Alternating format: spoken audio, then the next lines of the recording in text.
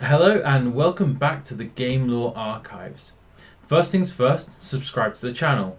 We have a load of awesome lore videos on here and not just Diablo. And we'll be delving into the lore of many other games in the future as well. So many games. The list is so long. Please also give us a like so we know you guys are enjoying the video as well. Now, this episode of our Diablo series will be focusing on heaven in the Diablo universe and its home of the angels, led by the Angiris Council, who wage war against the legions of hell. The Zacharim faith believes the souls of the virtuous dwell here, but Deckard Cain refutes this as there's little evidence to actually support this. In the last episode, we said that the spine of Anu created the Crystal Arch, and from there the high heavens were created. Heaven has been romanticised by the residents of Sanctuary, even though no mortal has set foot in the realm. At least until Diablo 3 when we get to. Heaven is shrouded in perpetual dawn. Clouds and light weave through impossible spires. The air is dry and it never rains in spite of the clouds. It looks like a spinning top, with tall towers in the middle, with a silver spire and a crystal arch at the top. At the widest part, the plane of heaven stretches out, and underneath its tendrils, called the Fist. Part of the plane is damaged and appears to have been damaged by past demonic invasions. By far the most important place in heaven is the Crystal Arch, located at the very top of the Silver Spire. Its power hums through the whole realm, and even when people on Sanctuary reach the highest levels of meditation, they can feel its echoes, as it contains much of Anu's power. Even though sometimes humans can feel the resonations, they can never imitate it. As it is the origins of the heaven, it makes sense that it's also the birthplace of the angels. New angels birth through the process of light song. The angels synchronize with the resonation of the Crystal Arch. Light flares from the structure in a brilliant display, and if heaven is in perfect harmony, this light will manifest into an angel. Unfortunately, the angels are a manifestation of Anu's power, and that power only goes so far.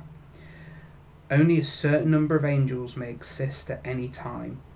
When one of them dies, their power is returned to the Crystal Arch, and another angel can be formed from this returned power. The realm of heaven has been impenetrable to the host of hell for all of eternity. Once again, this changes in Diablo 3, and once again, that's a discussion for another time. The main source of this defence, aside from the angels themselves, is the Diamond Gates. They stand impenetrable, defended by the most powerful angels that heaven can muster. The Angiris Council rule over heaven and initially consisted of 5 members. Each one embodied a particular aspect which is said to be the chief virtues of Anu. Over time, though, their numbers and their unity has decreased. In the beginning, though, their unity made them unstoppable. Led by Mathael, the Archangel of Wisdom, who found the Eye of Anu in Pandemonium and named it the World Stone. He developed a closeness to it that no other angel had. His realm within heaven was the pools of wisdom. These are deep wells of emotion, and if looked into, the one who is looking will not see themselves, but all emotion being felt at that moment in all sentient beings in the universe. Angels would bask in the tranquility of the pools, in part to relax and also to try and talk to the Archangel of Wisdom. Chaladir, the Chalice of Wisdom, is a powerful artifact that Mathael originally owned. It is a chalice of endless light that can never be depleted and allows the person looking into it to see things with pure objectivity, and Mathael could see how all things were connected. Mathael stared into it for hours on end in the pools of wisdom. His powers to lead the other members of the Angiris Council was most evident in attack from the burning hells on Pandemonium. He was in sync with all the leaders of the angels and repelled all the demonic host attacks and used them to actually capture Diablo himself. Tyrael and Oriole wanted to keep him prisoner, but Impious decided to strike him down, allowing Diablo to be reborn. Mathael remained silent throughout proceedings. During the Sin War, an angel named Inarius had taken the World Stone and had hidden it. Mathael, who had been closest to the stone, was consumed with the task of finding it again, and was tortured, unable to find it. When finally the World Stone was located in Sanctuary, The fate of the world was fought over, and once the battle was over, the Angiris Council retired to decide what to do with humanity. Tyrael decided not to vote as to what would happen to humanity, and from there he became lost in gradual madness from the destruction of the World Stone. He wandered the halls of Pandemonium, left Chaladir in heaven, and only reappeared as the Angel of Death in the Reaper of Souls expansion. After Tyrael's departure, another angel had to fill the role of leader in the Angiris Council.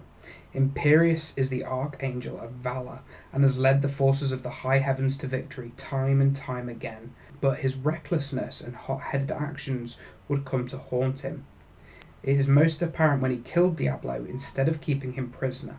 He is at the forefront of almost all the offences and counter-offences against the Legion of Hell. It is said once he chased the demons to hell, and his spear tore through so many demons that hell ran with rivers of his victims' blood through all 7 realms. His spear, Solarion, also known as the Spear of Valor, was forged from the heart of a star and can be summoned to Impious' side at will and will materialise from light.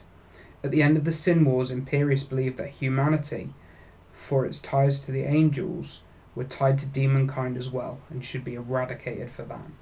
Even though he did not want humanity's continued existence, he honoured the decision of the Council and brokered peace with Mephisto to let mankind keep its own path. This decision also caused a rift with Tyrael, with whom he was closest with, and the battle between high heavens and hell slowing, he had no outlet. The seeds of disharmony crept through the Angiris Council.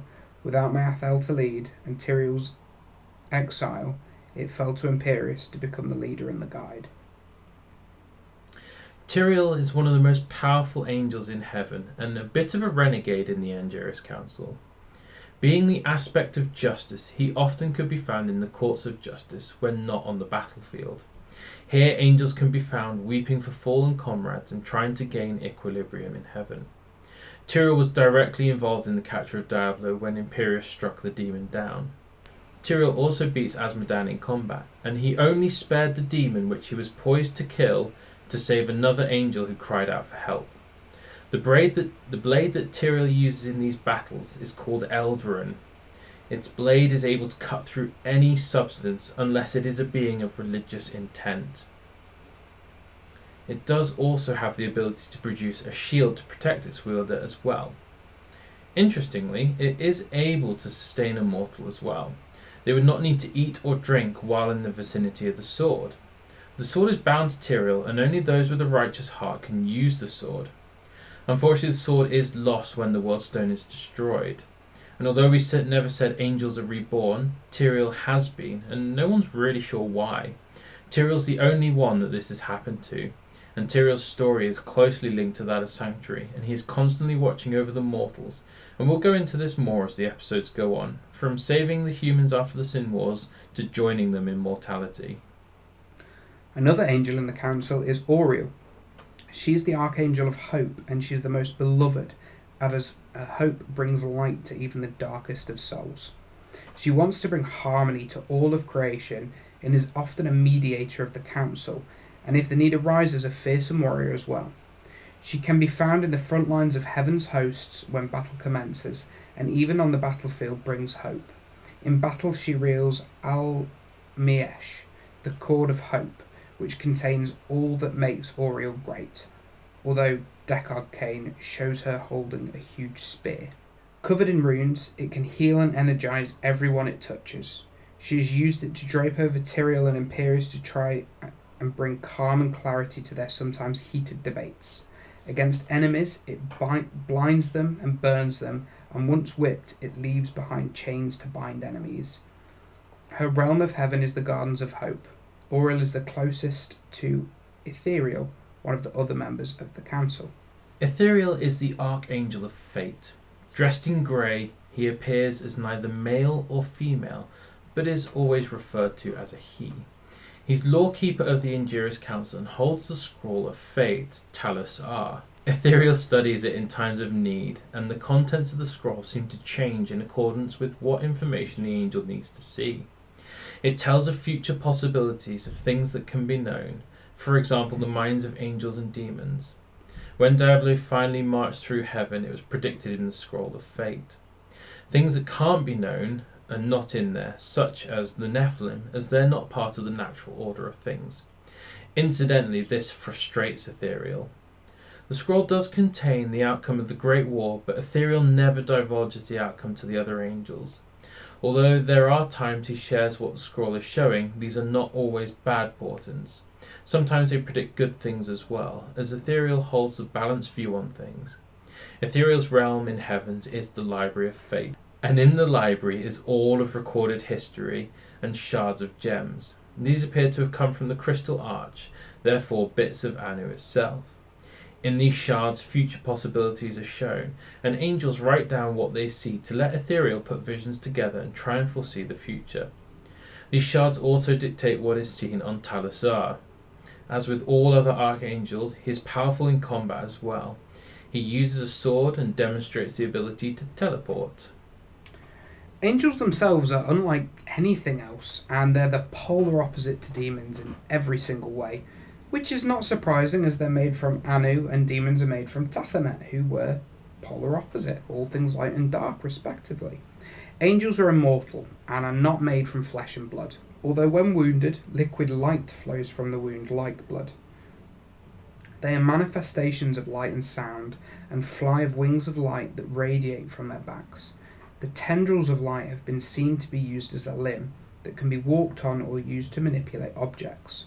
Although the wings' colours are normally blue-white, there are some exceptions. Impious has orange wings, Mathiel has purple wings, and corrupted angels under him have wings like bones. Even some angels lost in Pandemonium have black wings. They wear ornate armour, but this is less for protection and more to demonstrate individuality, and seems to be a manifestation of their spirit. Angels do not require food or sleep. They draw their energies from the Crystal Arch itself. When it was corrupted by Diablo, as the prime evil, the angels' power fades and they become very weak. They wear hoods or helmets, and beneath there is no face, and where it should be there is a void. They are able, however, to take on a form of a human, and always seem perfect to anyone looking at them. One of the big differences to demons is that they work together. They believe that through harmony they can repel the evils of hell. And they're spot on. The demons bicker and fight among themselves, which weakens them, and only through heaven's united front do they fight back the hordes. Because of their strict discipline and harmony among the angels, they are also very well coordinated in battle and effective against the fractured armies of hell. However, angels are not perfect. They can take their virtues of good too far and can be inflexible. This often means they struggle to deal with new developments, such as discovering the inhabitants of Sanctuary. This caused a split in the inhabitants of heaven, some which believe they should be allowed to flourish, and others who believe that they should be destroyed.